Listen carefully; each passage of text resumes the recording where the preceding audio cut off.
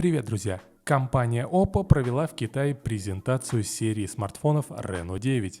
В нее вошли 3 модели. Все они очень похожи, но самая производительная удостоилась чипсета Snapdragon 8 Plus Gen 1. Давайте рассмотрим все новинки подробнее. Подписывайтесь на канал. Поехали!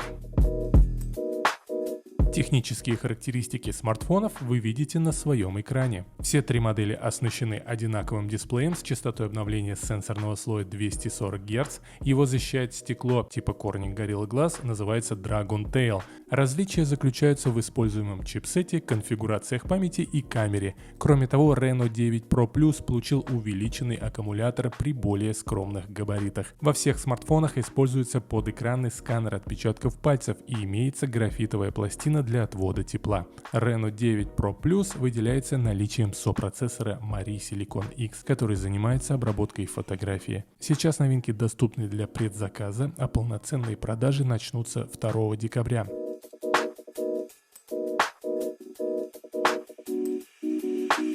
Все цены вы видите на своем экране. Начинаются они от 21 тысячи рублей и достигают 37 тысяч рублей. В Китае, конечно же. Напишите в комментариях, как вам новинки. Завтра будет обзор на смартфон, который вы обязательно купите своей бабушке. Чтобы не пропустить, подписывайтесь на канал, подписывайтесь на мою группу в Telegram, где я публикую самые выгодные цены с AliExpress и Яндекс.Маркета. Спасибо за ваши лайки. Впереди много интересных новостей и обзоров. Пока-пока.